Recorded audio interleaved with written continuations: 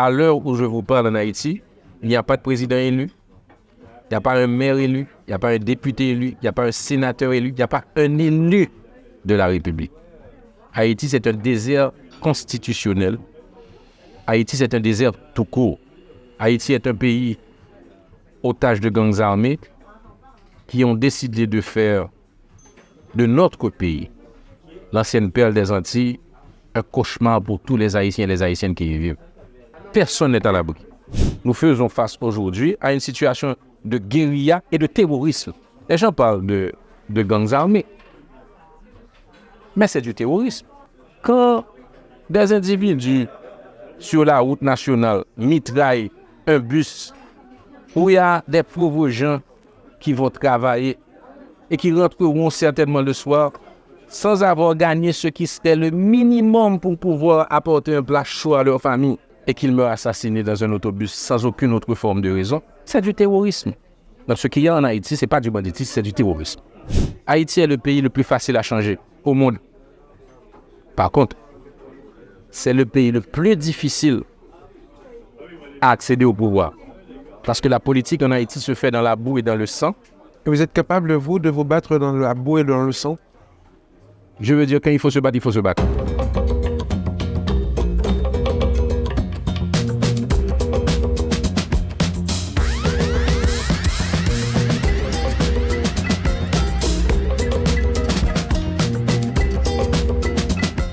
Aujourd'hui, Captain Cardino se déplace au Café Gabriel pour accueillir l'ancien député Jerry Tardieu, ancien député de la circonscription de Pétionville, en Haïti, et qui va évoquer avec nous l'actualité haïtienne.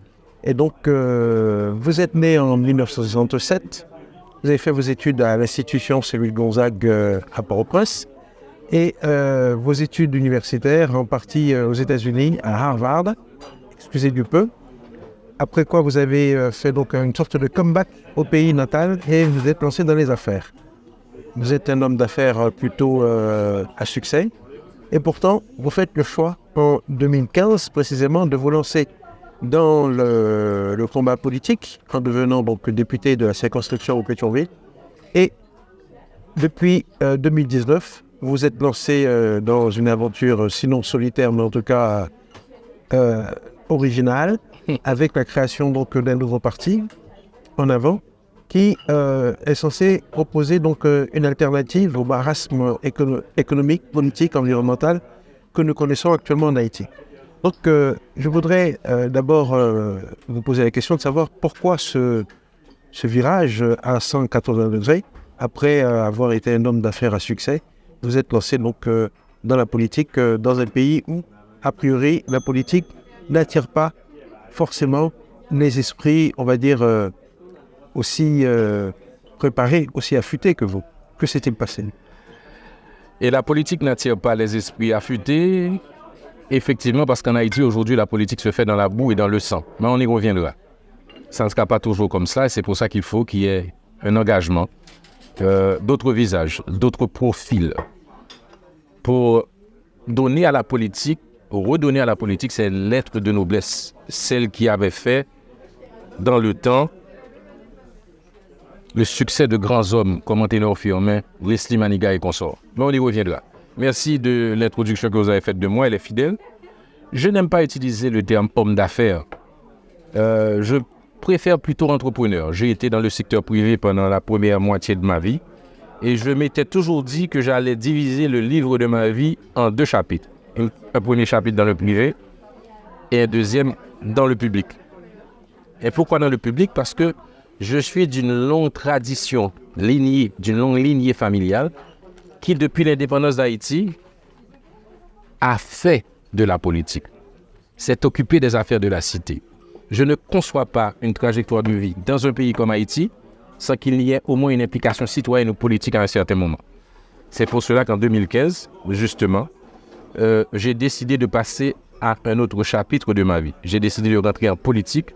Je me suis porté candidat à la circonscription de Pétionville et j'ai été élu, et je dirais par un vote historique, puisqu'au fond j'étais le candidat à avoir reçu le plus de votes dans ces élections. Je le dis parce que c'est un vote qui me remplit de fierté, de bonheur, mais qui me donne aussi beaucoup de responsabilités. Au Parlement haïtien, je n'avais pas droit à l'erreur, en raison du vote massif que j'avais reçu de la population. Et je crois que j'ai pu répondre à leurs attentes de par les combats que j'ai menés, les lois que j'ai déposées et surtout la bataille pour la révision constitutionnelle qui était une demande de la population, des jeunes qui m'avaient voté. Donc en fait, voilà, c'est difficile de résumer 55 ans d'une vie en quelques mots. Vous avez dit l'essentiel, mes études.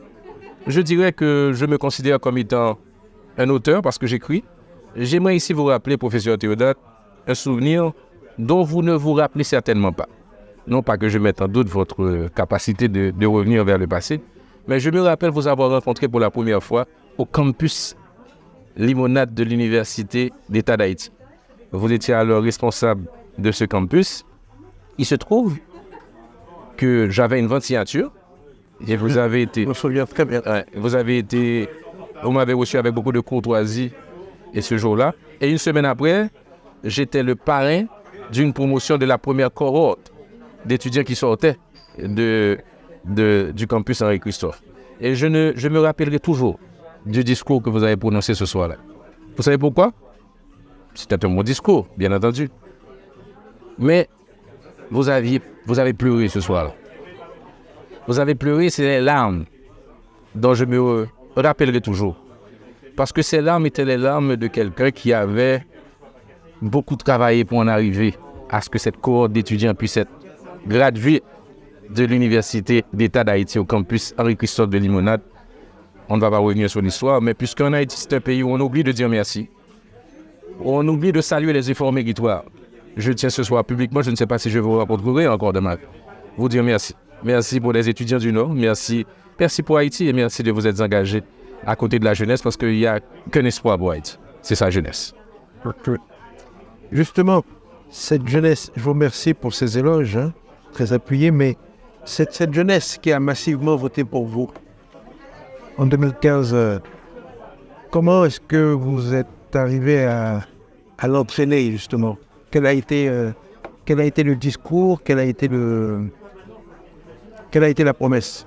Et si promesse il y a eu, quel bilan? En fait, je pense que c'est le parler vrai. Je pense que les élections, c'est la rencontre d'un homme et d'un peuple. C'est la rencontre d'une femme et d'un peuple. Donc c'est un moment de vérité, c'est un moment important, c'est un moment sincère. Et je crois que le langage de la vérité que j'ai parlé à la jeunesse fait qu'ils m'ont fait confiance. Et qu'est-ce qu'ils voulaient? Après avoir gagné au la main, je me rappelle avoir eu une réunion avec mon comité jeunesse pour leur dire qu'est-ce qu'on fait maintenant? Qu'est-ce que vous voulez? Et unanimement, ils m'ont tous dit, nous venons d'une bibliothèque en plein cœur de Pétionville. J'étais étonné de la demande, parce que certains penseraient qu'ils demanderaient un job, un emploi, un avantage financier, non. Ils avaient envie de continuer à apprendre. Et c'est ce que veut la jeunesse haïtienne aujourd'hui. Elle veut apprendre. Cette jeunesse qu'on nous montre dans les réseaux sociaux, qui fait l'apologie de la violence ou qui utilise les armes pour faire leur chemin dans la vie, ce n'est pas la jeunesse haïtienne. On va y revenir tout à l'heure. La jeunesse haïtienne, c'est celle qui m'a demandé cette bibliothèque que je leur ai offerte. C'est la bibliothèque Michel Tardieu de Pétionville, Michel Tardieu du nom de ma mère, parce que c'est elle qui m'a donné aussi le goût de lire. Et c'est elle qui fait que de très tôt, j'ai aimé la lecture et l'écriture et que j'ai écrit mon premier livre à 21 ans. Donc c'est pour ça que je suis d'abord auteur, ensuite je suis entrepreneur. Bien entendu, je suis un citoyen engagé parce que bien avant d'entrer dans la politique, j'étais très engagé dans les questions académiques. Je sortais des livres, je faisais des conférences. Et finalement, je suis un leader politique. Un leader politique parce que, après mes 4 années au Parlement, il fallait faire un choix. Qu'est-ce que je fais? Est-ce que je retourne dans les affaires? Est-ce que je tire un trait sur mon engagement politique? Ou bien est-ce que j'essaie d'aller plus loin? Et j'ai consulté beaucoup de mes amis avec lesquels j'avais fait un chemin à la 50e législature. Et ils m'ont dit, il faut y aller. D'où l'idée de lancer un mouvement centriste, réformiste, le mouvement En Avant, qui a un parti pris pour 3 segments démographiques. La jeunesse, plus de 70% de la population haïtienne est âgée de moins de 30 ans. Et beaucoup d'entre eux et d'entre elles sont ici au Café Gabriel. Je les vois, je les regarde et je les remercie d'être venus d'ailleurs. les femmes, et je sais que ce que je vais dire va faire plaisir à beaucoup de gens, c'est que moi, de l'expérience qui est la mienne, avec les femmes, on obtient de meilleurs résultats qu'avec les hommes. Je vois des sourires dans la salle. Et la troisième, c'est la diaspora. La richesse d'Haïti est en terre étrangère. C'est le plus grand réservoir de compétences, de capacités. Et on ne dit pas assez de patriotisme et d'amour pour Haïti. Je vois beaucoup plus d'amour pour Haïti dans la diaspora haïtienne très souvent que je ne le vois en Haïti. Et je voyage beaucoup en Haïti. Et je fais toutes les provinces, je reviens du Nord-Est, où j'ai fait Terrier-Haut, où j'ai fait Trou du Nord, Ferrier, Wanamet. Et je peux vous dire que je connais bien le pays. Et qu'il y a beaucoup d'amour pour Haïti dans la diaspora. Et cet amour, il faut le faire fructifier. Il faut jeter des ponts entre Haïti, entre les leaders haïtiens, les leaders politiques haïtiens, et cette diaspora qui est là ce soir. Et c'est un peu le sens de ma visite à Paris cette semaine. Justement, on dit que 85% des Haïtiennes et des Haïtiens titulaires d'un diplôme supérieur ou égal à un master vivent et travaillent à l'étranger. Qu'est-ce que vous avez à proposer à ces 85% d'Haïtiens pour les convaincre de retourner au pays? Beaucoup de choses. Il faut une politique nationale de réinsertion des cadres en Haïti, parce que nos cadres ont quitté le pays. Et ils ont quitté le pays parce que le pays ne leur offre pas l'opportunité de vivre décemment et dignement. Mais ils sont partis physiquement, mais leur cœur est resté en Haïti. Il faut qu'à un certain moment, quand Haïti aura trouvé un minimum de stabilité, que nous puissions favoriser le retour de ces cadres en Haïti. Mais ce n'est pas seulement les cadres. Je pense qu'il faut une politique vis-à-vis de la diaspora haïtienne. D'abord, le premier droit des Haïtiens vivant à l'étranger, qui ne sont pas moins haïtiens que moi, que Saint-Jean-Joseph ou que vous, c'est de pouvoir voter aux prochaines élections.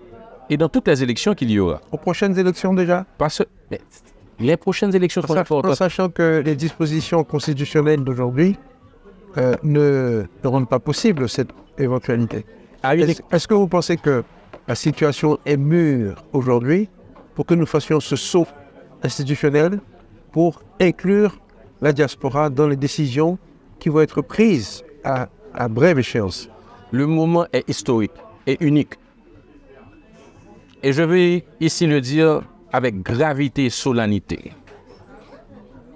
Jamais la diaspora haïtienne n'aura été aussi proche de pouvoir voter aux prochaines élections, sans même la révision constitutionnelle. Et je m'explique. Aujourd'hui, la carte d'identification unique des Haïtiens, connue comme carte dermalogue, c'est celle-ci qui va être utilisée lors des prochaines élections. Avant, en Haïti, nous avions une carte électorale et une carte d'identité. Aujourd'hui, il y a une carte d'identification unique que vous pouvez acquérir, solliciter, demander et obtenir dans quel que soit le consulat dans le pays où vous vivez. À Paris, à New York, à Ottawa, à Montréal. Et muni de cette carte, vous serez en mesure de voter aux prochaines élections. Moyennant, pas à distance. Physiquement, dans des locaux préposés à cet effet, dans les ambassades et les consulats, pour autant que il y ait deux dispositions qui soient prises. La première, c'est que dans la loi électorale, il y ait une phrase qui dit que les Haïtiens vivant à l'étranger ont qualité d'électeurs. Et deuxièmement, bien entendu, il faut qu'il y ait des équipements de telle sorte que vous puissiez aller voter. Moi, je n'oublierai jamais l'image des Brésiliens à Paris, un dimanche lors des élections brésiliennes, debout à la ligne devant l'ambassade du Brésil à Paris, allant voter pour le président de leur choix. Donc, contribuons ainsi à la vitalité démocratique de leur pays. Donc, moi, je crois que c'est important, et merci de m'offrir la possibilité de le dire. Le moment est historique. Moi, c'est une bataille que j'entends mener personnellement, c'est une bataille que notre parti entend mener, mais cette bataille ne sera gagnée que par vous qui vivez à l'extérieur. Et souvent, permettez-moi, professeur Théodate, je suis un peu pas attristé mais déçu de voir que notre communauté haïtienne expatriée n'est pas assez dynamique et engagée dans ce combat, qui est en fait le combat pour une nouvelle Haïti. Parce que finalement, cette diaspora qui a plus de 4 millions de personnes qui y vivent peuvent faire la différence aux prochaines élections. Donc l'avenir d'Haïti peut être dessiné par la diaspora pour autant qu'elle se bat pour obtenir son droit de vote et qu'elle s'engage dynamique, avec conviction derrière ce combat. Justement. Alors, pour engager cette diaspora et en quelque sorte lui donner envie de vous suivre, il faut encore que la situation que cette diaspora a fui s'améliore et ne reste pas dans l'état où elle l'a quitté. Si nous faisons un rapide panorama, rapide état des lieux du pays aujourd'hui, on peut dire que Haïti vit une crise caractérisée à la fois par une dégradation environnementale aiguë. On considère que aujourd'hui à peine 2% du territoire national est couvert de forêt, alors qu'au moment de l'arrivée des premiers colons, en 1492, c'était 90% du territoire qui était couvert de forêt.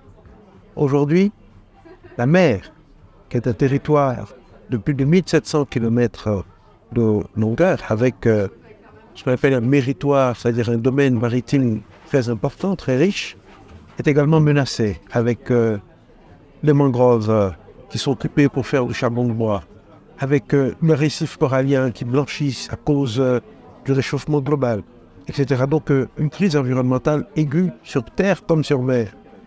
Une crise sécuritaire qui n'a même plus besoin, je dirais, de détailler. Haïti a eu plus de 3000 morts depuis le début de l'année. Personnes tuées par des gangs faites de balles perdues.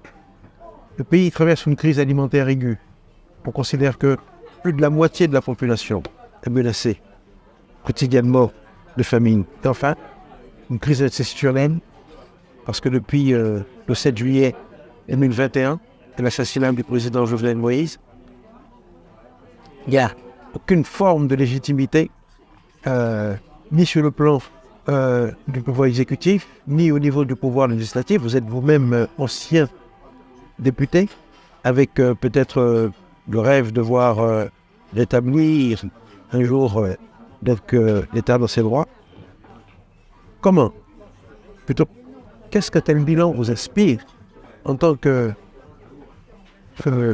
politicien, on va dire, homme politique, plus exactement, et éventuellement personne chargée de redresser la situation? Je pense que vous avez fait un bon descriptif du chaos haïtien. C'est une crise multiforme. Elle est environnementale, elle est politique, institutionnelle, légale, constitutionnelle, elle est aussi morale. Haïti vit un moment unique dans son histoire. Jamais le pays n'a connu un moment aussi critique et difficile.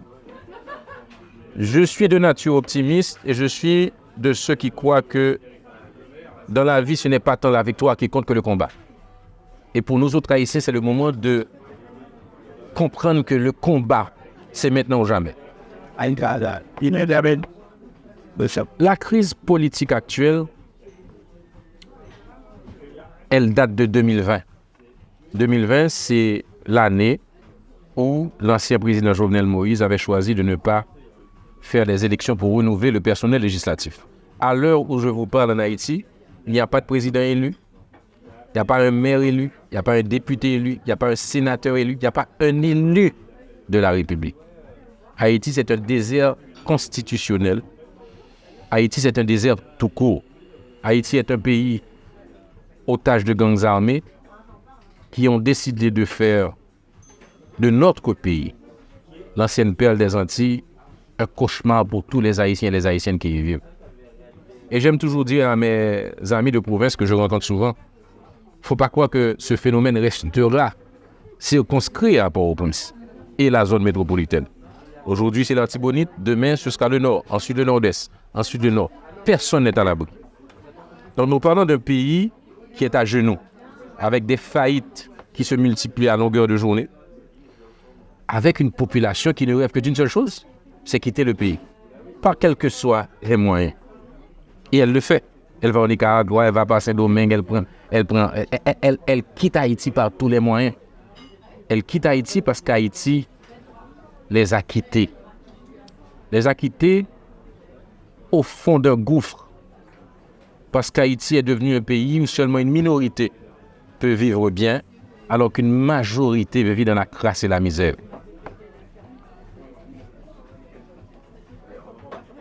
La crise s'est accentuée avec l'assassinat ignoble et crapuleux du président de la République, ce qui a laissé un vide constitutionnel puisqu'il n'y avait aucune provision pour le remplacer. Ceci dit, le Premier ministre actuel Ariel Henry, après 2 ans au pouvoir, est obligé de faire un bilan. Un gouvernement de transition est là pour rétablir la sécurité et organiser des élections. Renouveler le personnel politique, remettre le pays sous les règles constitutionnelles. À date, il n'a pas été en mesure de rétablir la sécurité. Il n'a pas été en mesure de mettre le pays en mode élection. Et pourquoi, à votre avis? Il y a beaucoup de raisons qui peuvent le justifier, mais continuons sur ce raisonnement et voyons où nous en sommes.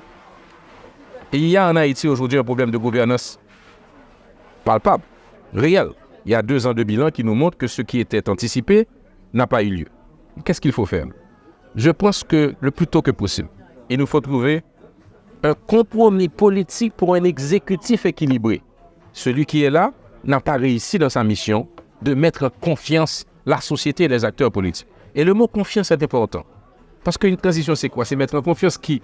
Les partis politiques d'abord qui vont concourir aux élections, les électeurs qui vont aller voter, ils ne veulent pas aller se faire massacrer dans les urnes, et la population qui elle aussi regarde et qui juge et qui décide d'aller ou ne pas aller voter. Et qu'est-ce qui ferait qu'aujourd'hui, on trouverait cette confiance qu'on n'avait pas avant? Eh bien, justement, il faut un autre compromis politique. Le Premier ministre Ariel Henry, détenteur de tous les pouvoirs, ne peut pas penser à lui seul pouvoir mener la barque d'Haïti. Il ne peut pas être en même temps chef de gouvernement, ministre de l'Intérieur. Il a les prérogatives même du Parlement puisqu'il fait publier des lois. En fait, il a tous les pouvoirs dans un pays qui est en dehors de la Constitution où il faut aujourd'hui que les forces vives du pays puissent se réunir autour d'une table et convenir d'un menu pour cette transition. Et ce menu est très clair. Le rétablissement de la sécurité, la mise en place d'un conseil électoral impartial, l'élaboration d'une loi électorale qui inclut entre autres le vote des Haïtiens vivant à l'étranger et très naturellement l'organisation d'élections après qu'on ait révisé la Constitution, puisque cette Constitution, vous le savez tous et toutes, elle mérite d'être révisée, changée.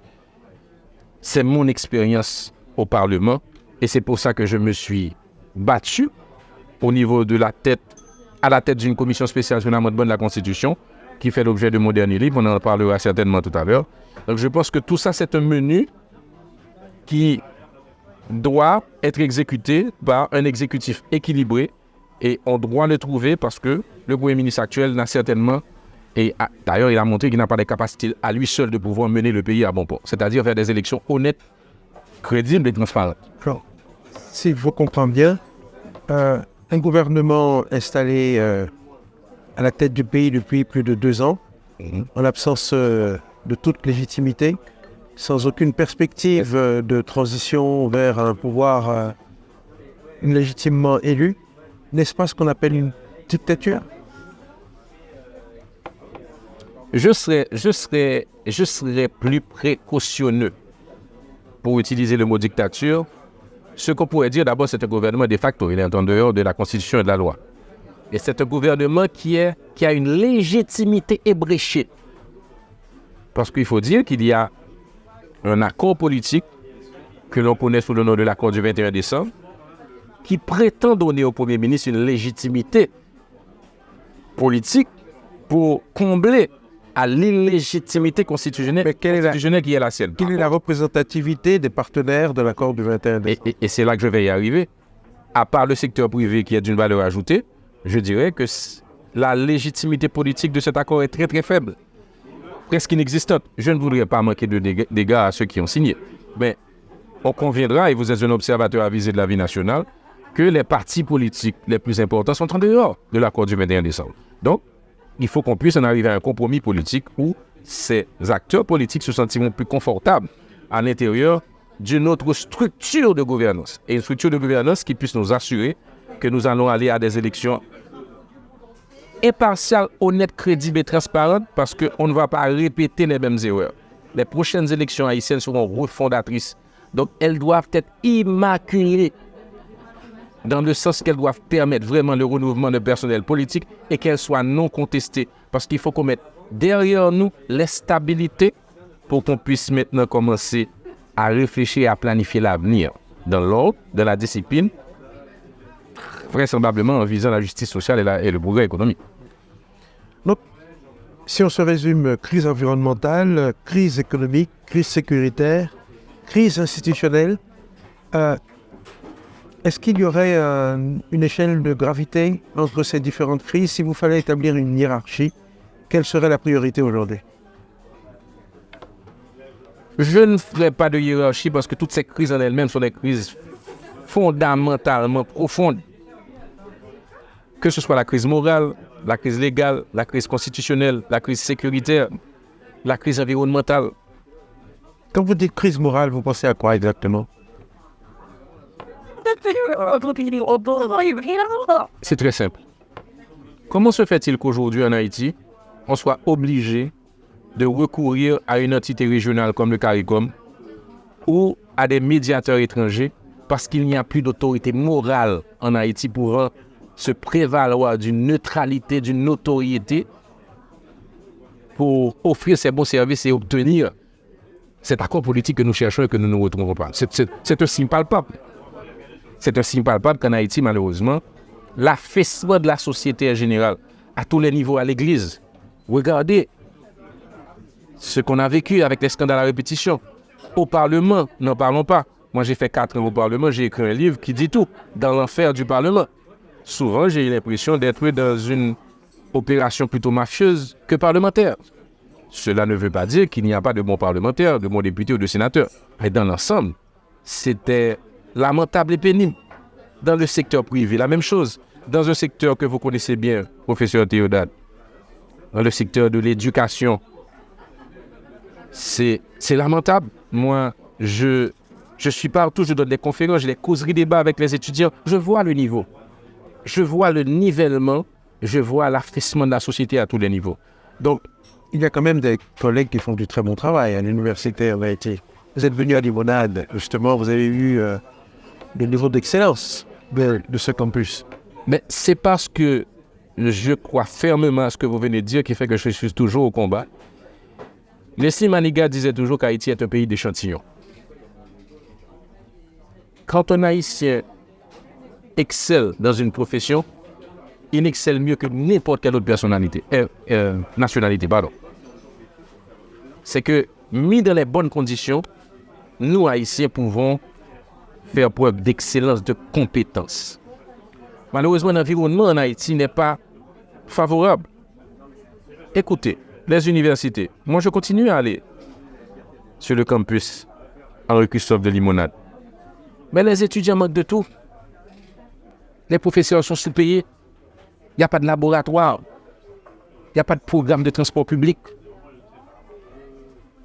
Les rares professeurs qui nous restaient, pas tous les jours, attirés par le programme Biden, attirés par le Nicaragua, attirés par n'importe quel pays qui offre une décence de vie à des personnes qui ne demandent qu'une chose, c'est de pouvoir rester dans leur pays. Mais tout ça concourt à l'affaissement du niveau académique. Et c'est pour ça que nous proposons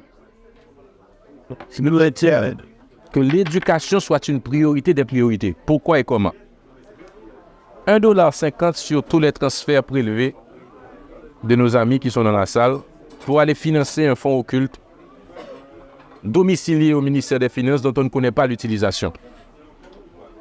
1,50$ sur chaque transfert, ça donne à peu près 30 millions de dollars chaque année. Ça fait beaucoup d'argent, mais relativement, puisque 30 millions de dollars, c'est peut-être beaucoup pour vous et moi, mais à l'échelle d'un pays qui veut se développer, c'est très peu. Qu'est-ce qu'on peut faire? Il faut sortir des sentiers battus. Ces 30 millions de dollars, il faut faire un leverage. Il faut essayer de le négocier sur le marché international pour pouvoir obtenir 350-400 millions de dollars, avec lesquels nous pouvons faire 5 universités de référence.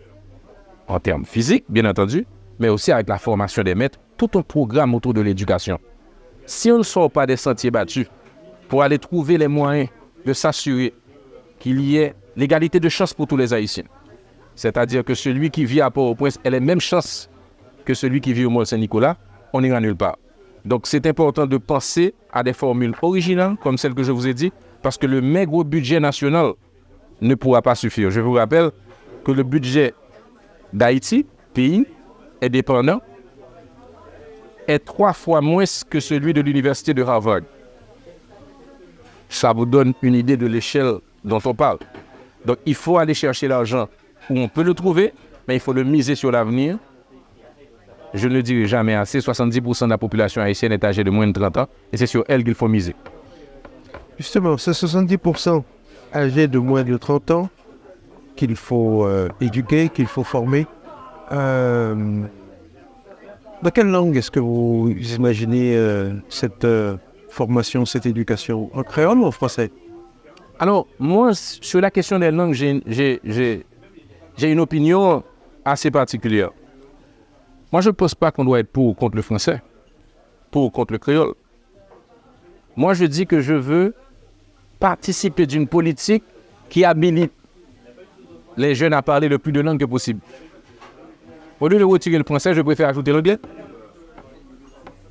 Je préfère, toutes choses étant égales par ailleurs, que chaque Haïtien puisse parler créole, qui est la langue maman nous, mais puisse aussi parler le français, mais puisse aussi parler l'anglais. Et pourquoi pas l'espagnol?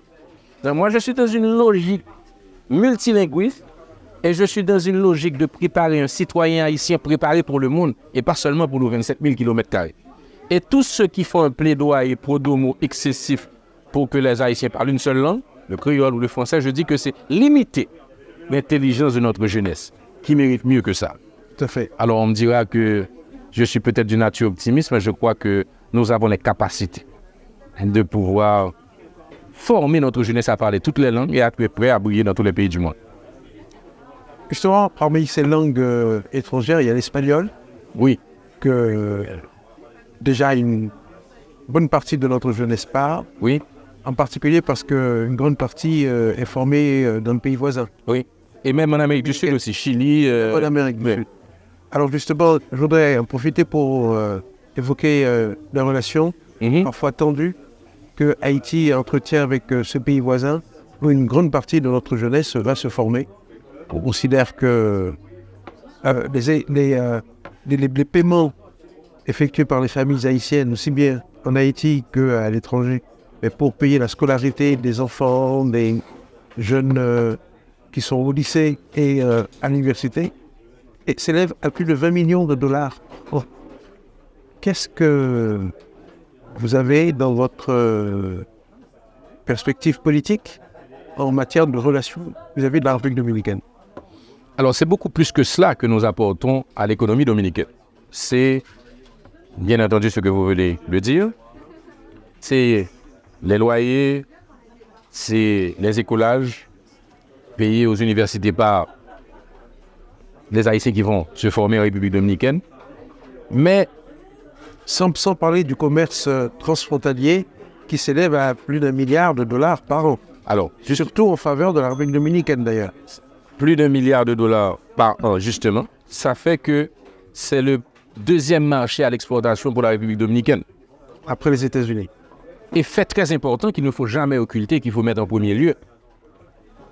La prospérité économique de la République dominicaine est due en grande partie à la main-d'œuvre et aux compétences haïtiennes dans les domaines de la construction, dans les domaines de services divers, dans les domaines de la restauration, de l'hôtellerie et du tourisme. En fait, Leslie Payan a écrit un livre qui s'appelle Béquille. Béquille, il fait valoir, à juste titre, que souvent, la République dominicaine a été une béquille pour Haïti et Haïti une béquille pour la République dominicaine. La République dominicaine, une béquille pour Haïti parce que, vu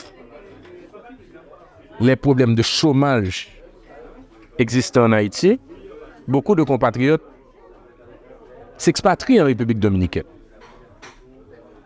Beaucoup de nos compatriotes, il y a plus de 400 000 Haïtiens expatriés en République dominicaine. Eh bien, sans parler de leurs descendants. Et je vais vous dire quelque chose qui va vous étonner. D'après les informations de sources fiables, qui doivent encore être officiellement publiés, bien que ça va être difficile parce qu'il y a une grande partie de l'illégalité. Il y a plus de millions d'Haïtiens en République dominicaine. C'est probablement, après les États-Unis, la deuxième terre d'accueil des Haïtiens vivant à l'étranger. D'où l'importance qu'on ait une politique vis-à-vis de la République dominicaine. Une politique vis-à-vis de la République dominicaine qui va au-delà du conflit du canal. Sur le conflit du canal, soyons très clairs, Haïti est dans son droit. Haïti est dans son droit parce que, nous ne sommes qu'à notre premier captage d'eau sur une rivière qui sillonne la frontière haïtiano-dominicaine, tantôt chez nous, tantôt chez eux, et qui est un bien commun dont les deux pays peuvent exiger, demander exploitation, pour autant que cette exploitation ne dérange pas l'un ou l'autre des pays. Ni ne mettre en cause l'équilibre naturel. L'équilibre naturel, bien entendu. Maintenant, qu'est-ce qui se passe? C'est que les Dominicains prétendent qu'il y a une déviation de la rivière. Mais une déviation de la rivière, qui doit décider de cette appellation technique, de cette conclusion technique? Faut-il bien qu'il y ait eu une évaluation indépendante? Le président Abinader a été très vite en besogne. Alors que la diplomatie doit toujours rester dans tout différend international comme le premier recours pour trouver une solution, il a quasiment fermé les frontières. Il a pris des sanctions contre des personnalités qu'il estimait en collusion avec ceux qui construisent le canal. Et en quelque part, il l'a fait alors qu'il y avait sur le sol dominicain des diplomates haïtiens qui étaient en train de négocier, de discuter, de voir comment trouver une solution à l'amiable. Donc il a été très vite en besogne.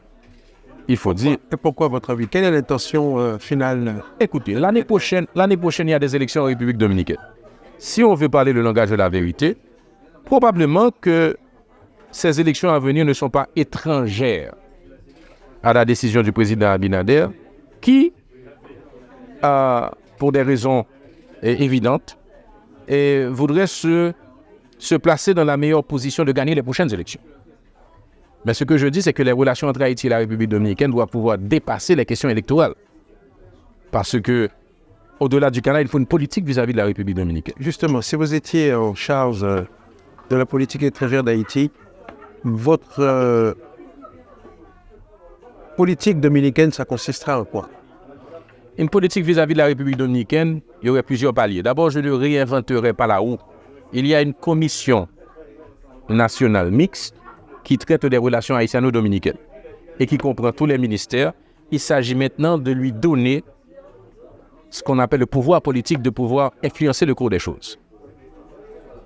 Écoutez, les pays ne changent pas d'adresse. Nous sommes condamnés à coexister avec la République dominicaine.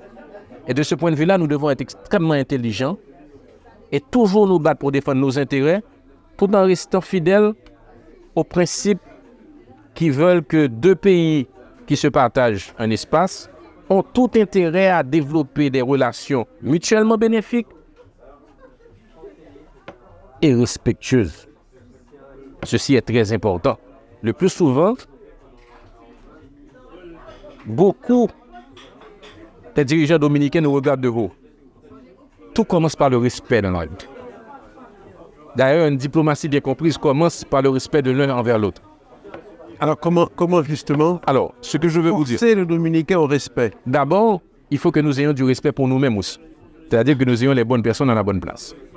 Il faut que les vis-à-vis haïtiens soient des personnalités qui ont la carrure, qui ont les compétences, qui ont l'excellence et qui ont la capacité de négocier avec des vis-à-vis à même niveau. Souvent, ce n'est pas le cas. Nous avons un problème en Haïti. C'est que nos cadres ne sont pas à la hauteur. Et c'est un des combats de l'avenir. C'est qu'il y ait au timon des affaires des hommes et des femmes qui ont les capacités de négocier avec n'importe qui. Ils ne vont pas à la guerre, ils ne vont pas se battre. Ils vont défendre des intérêts, des principes que nous aurons édictés et mis à l'intérieur de ce qu'on appelle une politique vis-à-vis de la République dominicaine. Il faut une composante migratoire. Moi, je reconnais à la République dominicaine de décider de qui elle veut sur son territoire. Mais je veux aussi qu'en vertu des principes du respect des droits de l'homme, que s'il y a des expulsions ou qu'il y ait des actions contre les émigrés haïtiens, qu'elles soient faites dans le respect de leurs droits et de leur dignité. Ils sont peut-être pauvres, ils ont dû s'expatrier, ils recherchent le pain pour leur famille, mais ils ont droit au respect. Donc il faut qu'ils aient un gouvernement qui puisse les accompagner, illégal ou pas. Donc d'abord la composante migratoire. Maintenant la composante économique. Vous l'avez dit vous-même, un déficit commercial énorme. Pourquoi la République dominicaine importe pour plus d'$1 milliard exporte vers Haïti et que nous ne puissions même pas exporter pour 50 millions? Il y a un problème. Donc, en quelque part, il faut aussi une réciprocité qui doit se négocier. Parce que vous ne savez peut-être pas, je le dis à celles et ceux dans la salle qui ne le savent pas, mais souvent les exportateurs, les opérateurs haïtiens ont toutes les peines au monde à exporter. Or, je reviens du département du Nord-Est et je peux vous dire que toutes les semences, tous les engrais des banques agricoles et des fermes agricoles viennent de la République dominicaine. Donc, une politique vis-à-vis de la République dominicaine n'est pas simplement une politique vis-à-vis de la République dominicaine. C'est aussi une politique nationale pour ne pas nous mettre dans une situation de dépendance par rapport à la République dominicaine. C'est pas normal que l'État haïtien ne puisse pas encadrer certains opérateurs, qu'on ait une banque ou une ferme agricole avec des possibilités que les paysans achètent des engrais, des semences et des outils à prix subventionné. C'est pas normal. Ça aussi, c'est une composante d'une politique vis-à-vis de la République dominicaine. Donc, la question migratoire, la question économique, la contrebande à la frontière. C'est pas normal que les articles, les items, les produits dominicains rentrent sans payer de droits de douane et de taxes. Et qu'en Haïti, nous en pâtissions. Puisqu'au fond, qu'est-ce qui se passe? C'est moins d'argent pour l'État. Et moins d'argent pour l'État pour s'assurer de construire les hôpitaux, les routes, de payer nos professeurs, de payer nos policiers. Ce qui fait et qui alimente cette faiblesse de l'État, un État que nous devons remettre sur pied. Donc voilà entre autres quelques éléments qui feraient partie d'une politique vis-à-vis de la République dominicaine, mais qui serait axée surtout sur mettre un secrétaire exécutif côté haïtien de la Commission nationale mixte haïtiano-dominicaine qui est la poigne, qui est la volonté, qui est le support politique pour faire un bon travail et négocier d'égal à égal avec les vis-à-vis dominicains. En parlant donc de rétablissement de l'État dans ses prérogatives, est-ce que vous pensez que c'est une bonne idée de rétablir les forces armées d'Haïti? Je crois que c'est une question qui fait polémique, mais je crois qu'il nous faut une armée. Maintenant, il nous faut une armée qui ne soit pas du type de celle qui a assassiné la démocratie en Haïti, qui a assassiné la liberté, qui a fait régresser les droits de l'homme et de la femme. Il faut une armée qui soit limitée en nombre, bien encadrée par un pouvoir civil, mais qui ait les capacités techniques de faire front, de faire face à cette nouvelle menace sécuritaire que nous ne connaissions pas auparavant. Nous faisons face aujourd'hui à une situation de guérilla et de terrorisme. Les gens parlent de gangs armés, mais c'est du terrorisme. Quand des individus sur la route nationale mitraillent un bus où il y a des pauvres gens qui vont travailler et qui rentreront certainement le soir sans avoir gagné ce qui serait le minimum pour pouvoir apporter un plat chaud à leur famille, et qu'ils meurent assassinés dans un autobus sans aucune autre forme de raison, c'est du terrorisme. Donc ce qu'il y a en Haïti, ce n'est pas du banditisme, c'est du terrorisme. Alors concrètement, qu'est-ce que vous envisagez pour mettre fin à ce terrorisme en Haïti? Alors, si j'envisage quelque chose, c'est que nous partons du principe que je sois en capacité ou en responsabilité. D'accord. Je pense que sur la question de l'armée, je pense avoir répondu qu'il nous faut une armée spécialisée qui peut nous aider à combattre des gangs qui autrement sont plus armés que la police nationale. Mais qu'il faut qu'on fasse attention à ce que cette armée, elle soit inscrite, son fonctionnement soit inscrit dans une logique qui n'abîme pas la démocratie haïtienne, qui l'a d'ailleurs déjà trop été pendant les 35 dernières années, pour ne pas dire nos 2 siècles d'existence. Je suis responsable d'un parti politique qui ambitionne de concourir aux prochaines élections lorsqu'elles auront lieu et quand elles seront techniquement possibles. et que la situation sécuritaire s'y prêtera. Si la chance nous sourit et que nous parvenions au timon des affaires, nous aurions 3 priorités. La première, c'est la sécurité. La deuxième, c'est l'éducation, bien entendu. Et la troisième, c'est la création d'emplois. La sécurité, vous savez, je dis souvent qu'il faut 50 personnes à la bonne place pour changer Haïti à tout jamais. Les gens s'étonnent. Et je dis une autre chose qui étonne souvent les gens. Les gens se disent, mais par où commencer? Haïti est le pays le plus facile à changer au monde. Par contre, c'est le pays le plus difficile à accéder au pouvoir. Parce que la politique en Haïti se fait dans la boue et dans le sang, et qu'il y a ce qu'on appelle les forces obscures, qui feront toujours obstacle à toute mouvance progressiste, démocratique, capable d'apporter une rupture réelle. Et ça, vous devez le savoir. Et vous êtes capable, vous, de vous battre dans la boue et dans le sang? J'ai été footballeur aux Violettes. Excellent d'ailleurs.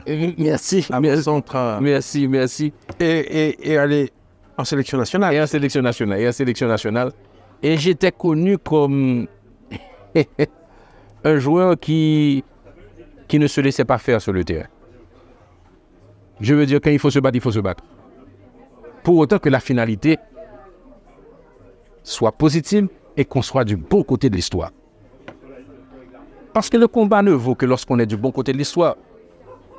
Le combat ne vaut que par la finalité des objectifs de ce combat. C'est quoi le bon côté de l'histoire? Le bon côté de l'histoire, c'est de remettre de l'ordre dans un beau pays qui mérite mieux que ce qu'on vit aujourd'hui. La moralité de l'histoire, c'est que Haïti ne peut plus continuer à vivre avec des Haïtiens et des Haïtiennes, et vous l'avez dit un jour, monsieur le professeur, qui vivent comme des rats chez eux. Et qui sortent ne sachant pas s'ils vont rentrer chez eux. Haïti ne peut pas continuer à vivre dans cette misère abjecte que je vois tous les jours. Haïti ne peut pas continuer à vivre de la recherche éternelle d'accords politiques parce que les élites politiques ont décidé de ne pas jouer le jeu démocratique. Il y a une perversion de la démocratie pendant 35 ans. Il n'est pas normal que le Parlement ne soit pas l'espace où on retrouve les meilleurs d'entre nous, mais probablement un espace où on retrouve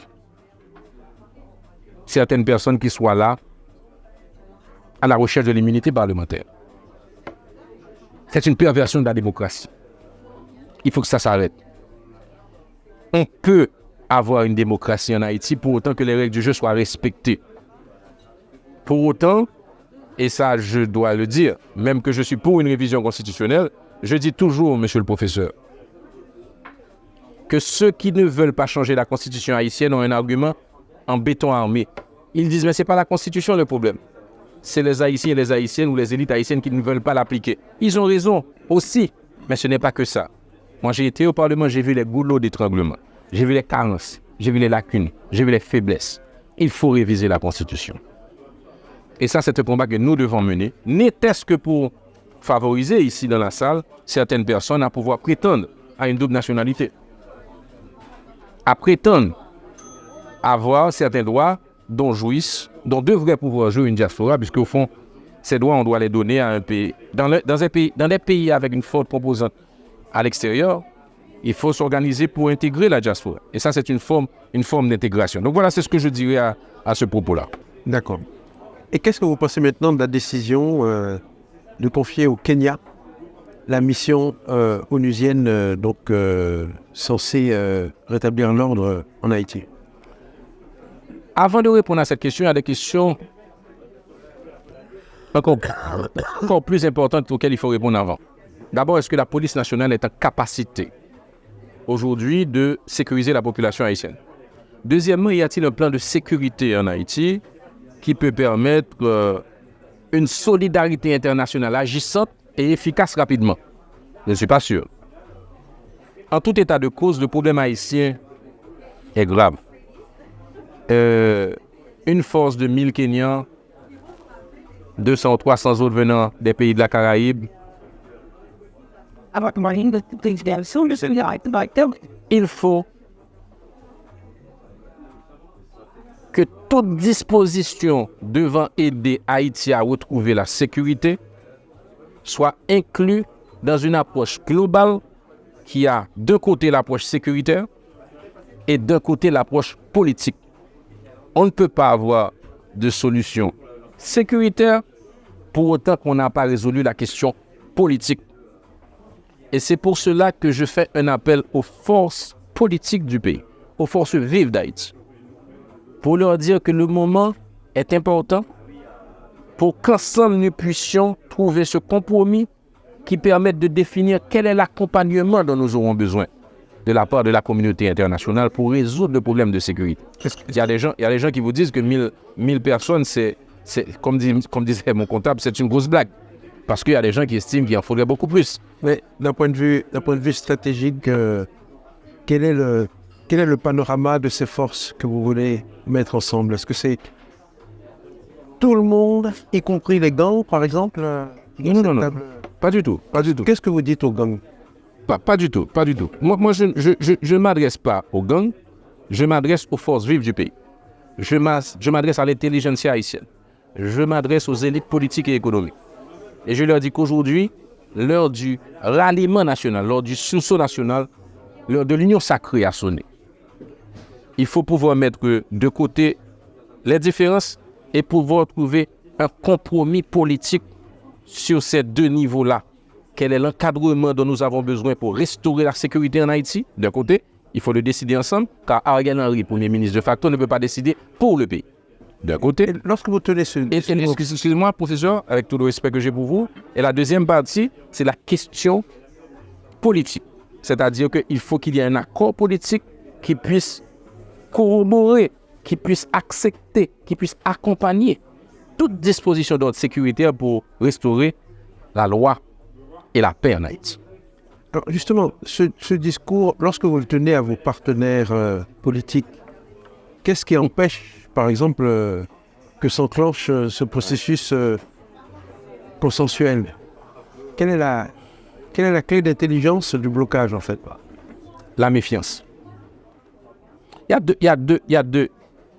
faut voir deux choses. D'abord, la méfiance. En Haïti, aujourd'hui, il y a un mur de méfiance entre tous les Haïtiens. Et ça se traduit dans la vie de tous les jours. Moi, quand j'étais petit, il n'y avait pas de mur entre les maisons voisines. Aujourd'hui, les murs sont de 2 mètres de haut. Le professeur ne fait pas confiance à l'élève. L'élève ne fait pas confiance au censeur. Les voisins ne font pas confiance aux voisines. La population ne fait pas confiance à ses dirigeants.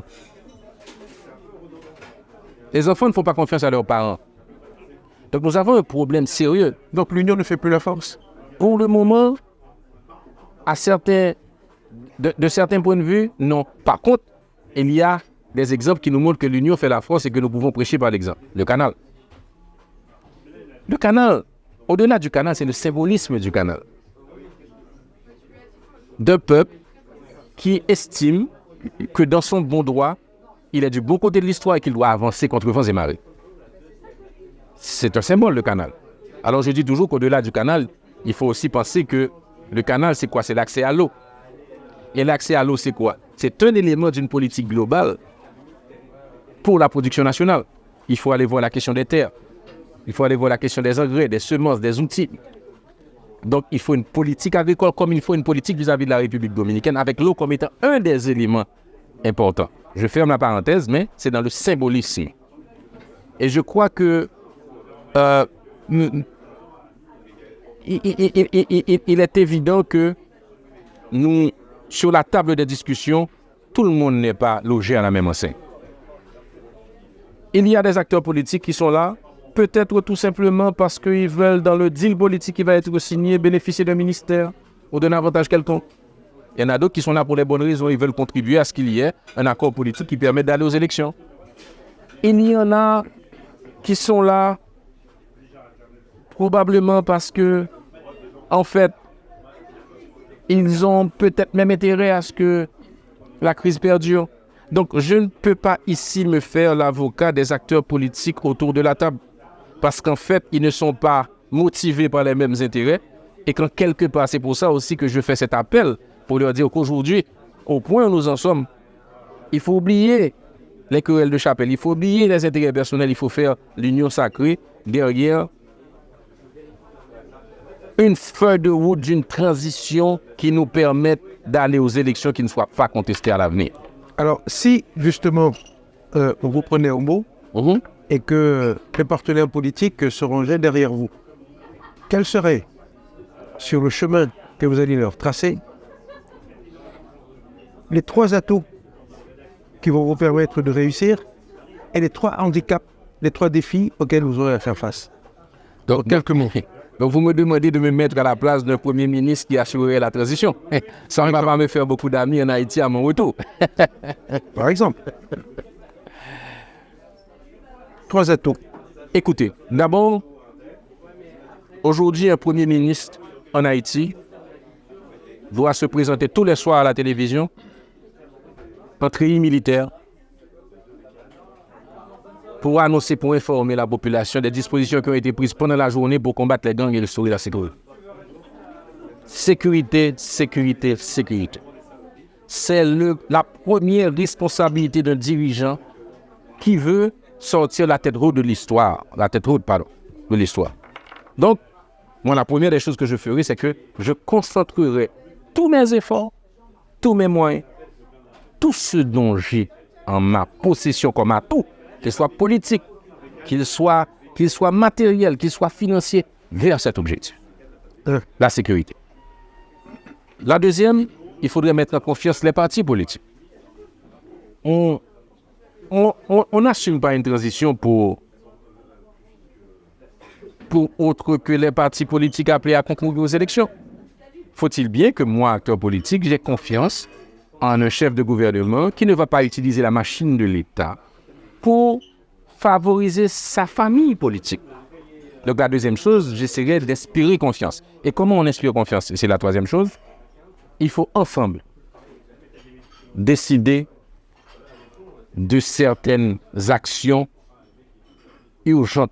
La première, c'est ensemble que nous devons décider d'un conseil électoral. Et moi, je pense que nous devrions rester très près de l'esprit de la Constitution et que les 9 membres soient choisis à partir de secteurs bien spécifiques.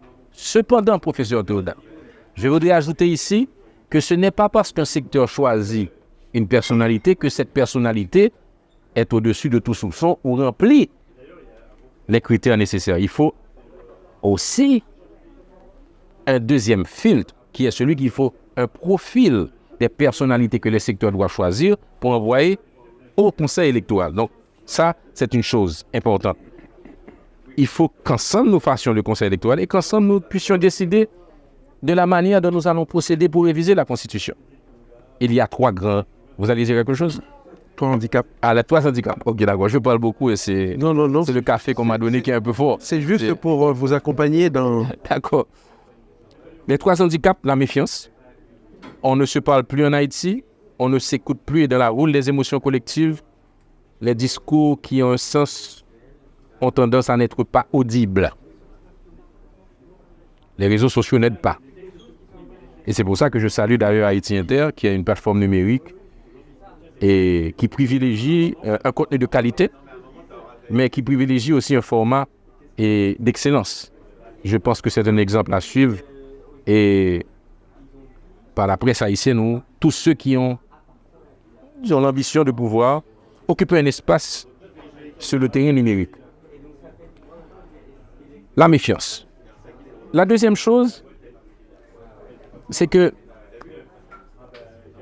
c'est des hommes et des femmes qui font un pays. Il y a tant de personnes qui sont parties. Il y a un problème de ressources en Haïti. Même quand on voudra faire marcher des institutions, il y aura un grave problème de trouver les bonnes personnes pour les mettre à la bonne place. Et ça, c'est un problème qu'on a tendance à sous-estimer, mais qui est d'une gravité énorme pour Haïti.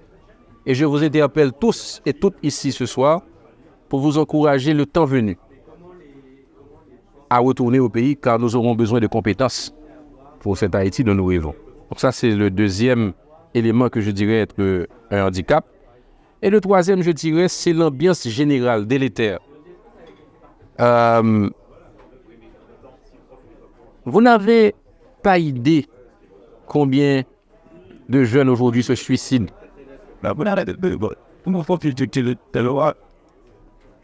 Des crises cardiaques à 20, à 30, à 40 ans. Il y a une ambiance générale délétère et défaitiste. Et dès lors que la société est ankylosée d'un défaitisme aussi fort, il est extrêmement difficile pour quiconque aux affaires de pouvoir allumer la flamme de l'espoir chez les citoyens et les citoyennes. Justement, ça ne vous fait pas peur? C'est-à-dire, face à l'immensité du chantier, est-ce que vous avez justement cette flamme nécessaire pour nous mettre le feu? Professeur Théodate, j'ai fait le choix de vie de continuer à faire de la politique. J'ai lancé avec d'autres amis un parti politique. Je salue ici la présence de Saint-Jean-Joseph, qui est le coordonnateur des branches extérieures de En Avant, qui est avec moi. Un homme remarquable, admirable, un leader communautaire, apprécié de la communauté haïtienne de Paris. Nous aurions aimé pouvoir mettre le pied à l'étrier à d'autres profils, d'autres visages, pour faire valoir d'autres idées et d'autres valeurs. Et parmi ces valeurs, c'est celle de croire que quelque chose est possible. Car tout commence dans la croyance, tout commence dans l'espoir, tout commence dans le rêve. Vaut mieux rêver en couleur, au moins on atterrira en noir et blanc. Donc, pour moi, c'est important de rappeler qu'avant toute chose, le devoir d'espérer est celui qui doit animer chacun et chacune d'entre nous. Bien, je vous remercie pour cet entretien très engageant. Et je m'adresse maintenant au public pour savoir s'il y a des personnes désireuses de s'entretenir avec M. Jerry Tardieu. Il y a un micro qui se promène dans la salle, vous avez la parole. Permettez-moi, monsieur le professeur, de vous remercier de votre invitation, de votre aimable invitation et de m'avoir permis à m'adresser à un public que je n'ai pas vu depuis longtemps parce que ça fait longtemps que je ne suis pas venu à Paris. Je ne vais pas rester longtemps, quelques jours. Mais merci beaucoup de l'opportunité que vous m'avez offerte ce soir. Merci, monsieur le professeur. C'est un plaisir. Emmanuel Vilsain, artiste, enseignant. Le tableau dressé est sombre, chaotique. L'horizon tend à s'obscurcir. Et puis il y a votre voix qui se dresse face aux forces de ténèbres, comme vous avez dit. Et par le biais de votre rassemblement en avant, pour proposer un renouveau politique et pour proposer un rassemblement. Le défi est immense. Insécurité, crise politique, crise constitutionnelle, insécurité alimentaire, dégradation environnementale. Ma question est maintenant, au-delà de cette crise multisectorielle, cette crise qui gangrène tous les aspects de la vie politique haïtienne, il y a la question de la société avec le handicap de la méfiance dont vous avez fait mention tout à l'heure à plusieurs reprises. Maintenant, comment recoudre le tissu social haïtien? Comment maintenant faire face à cette méfiance? Comment redonner, comment ressouder les Haïtiens entre eux? Nous avons bien sûr cet aspect du canal qui revient. On a cet épisode qui est à la fois historique, qui a justement des réflexions, on a des réflexions à porter sur l'histoire entre les deux pays, mais au-delà de ça, comment recoudre le tissu social haïtien, comment mettre les Haïtiens d'accord ensemble, comment travailler à la fois avec la diaspora et Haïti, comment travailler avec les divers secteurs rural, citadin, intellectuel, paysan. Donc, quelle serait du coup la proposition efficace? Mais merci pour la question. Tâche pour le moins ardue, compliquée et difficile. Il faut partir d'une situation où la rôle des émotions collectives en Haïti n'est pas nécessairement des plus propices pour porter un discours rassembleur qui projette une projection d'avenir dans la modernité, la fraternité, le vivre ensemble, ça va être très difficile. Ça va être difficile, mais il faut qu'on commence en quelque part. Et moi, loin de moi de penser que c'est une voix qui propose ce qu'il faut faire, je suis une des voix qui exprime la nécessité de ne pas abdiquer, de ne pas se décourager et de continuer à se battre. J'ose espérer qu'il y aura d'autres voix. Parce que ce que j'ai remarqué, c'est qu'en Haïti, il y a une majorité silencieuse. Les plus audacieux ne sont pas nécessairement les meilleurs d'entre nous. Mais il va falloir arriver à un moment où cette majorité silencieuse se décide d'être un peu plus audacieuse que ceux qui aujourd'hui occupent le haut du pavé. Et c'est ce déclic qu'il faudra. Est-ce que ça va se faire à la faveur d'une élection? Probablement. Est-ce qu'il y aura une plateforme porteuse de modernité, de changement, de rupture versus d'autres plateformes qui symboliseront le passé, la corruption, la régression, l'immoralité? Moi, je crois qu'on va en arriver là. C'est pour ça que je me bats pour deux choses. D'abord, m'assurer que cette transition soit la dernière, dans le sens que il nous faut aujourd'hui rejoindre le Conseil des Nations démocratiques en organisant des élections de façon régulière. Et deuxièmement, parce que de mon expérience sur le terrain, puisque pendant 2 ans, j'ai été à la tête d'une commission spéciale sur l'amendement de la Constitution qui m'a amené partout dans le pays, j'ai remarqué que cette majorité silencieuse, du jour où elle décidera de rentrer en action, pourra rapidement changer le cours des choses. Donc c'est le plus grand vœu que je peux faire. Et de par votre question, je sais déjà que vous faites partie de cette majorité silencieuse. Et aujourd'hui, moins silencieuse, puisque je vous ai dit ce que vous pensez. Merci pour la question, j'apprécie. Monsieur Tardieu, vous avez dit être déçu de l'engagement des Haïtiens expatriés. Comment peut-on aujourd'hui, concrètement, en tant que jeune expatrié, s'impliquer pour le pays? Merci beaucoup, madame. La question est pertinente. Et c'est vrai que je regrette souvent une certaine apathie de la communauté haïtienne expatriée. Je ne peux pas vous mettre dans ce lot parce que ce soir, alors qu'il fait très froid, vous êtes là au Café Gabriel à répondre présent à l'invitation de Haïti Inter. C'est un format assez intéressant, familier, chaleureux, que j'apprécie beaucoup, je dois dire. D'abord, il faut prioriser ce que vous estimez être le plus important pour vous. Pour moi, et je ne peux pas parler pour vous. La première des choses qu'il vous faut, c'est la capacité de pouvoir influencer le cours des choses chez vous. Et comment influencer le cours des choses chez vous? C'est la capacité de pouvoir voter pour les dirigeants d'Haïti. Donc, ce que vous devez faire, c'est vous organiser en association et peser sur les autorités politiques en Haïti. Parce que ne pensez pas que la classe politique traditionnelle ça va pas facile pour vous. Ils vont se mettre au travers de votre route. Il y a plusieurs échéances que vous devez regarder.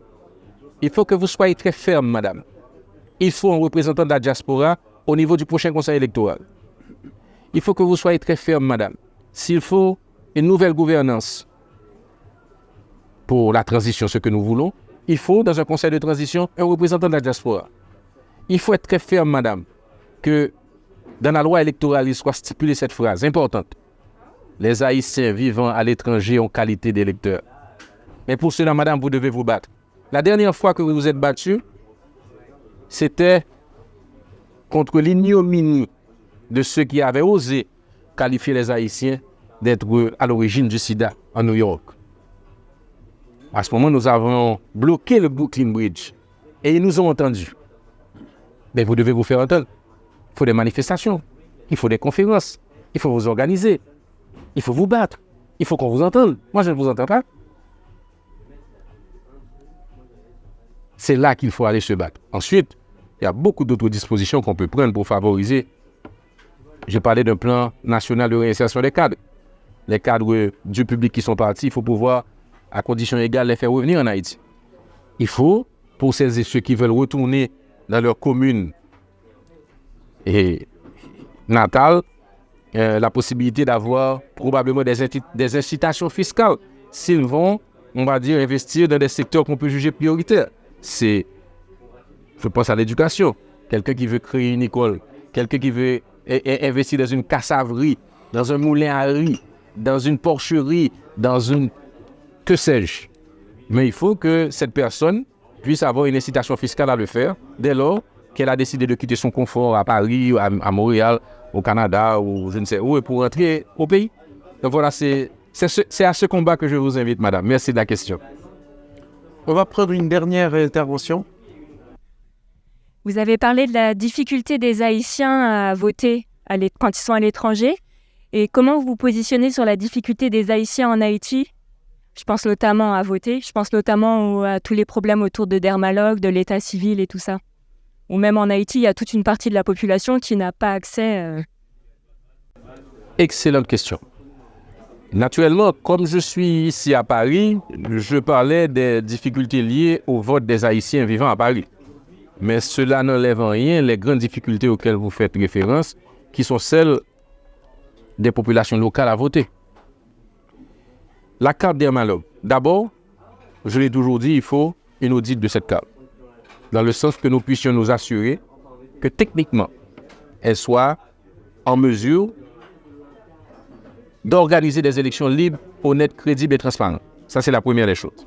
Et pour cela, je crois comprendre que le directeur de l'ONU que j'ai appelé à ce propos, pour lui demander où il en était, il se prépare à faire un appel d'offres restreint avec 3 firmes internationales qui vont venir donner une consultation sur l'aspect technique de la carte Dermalog.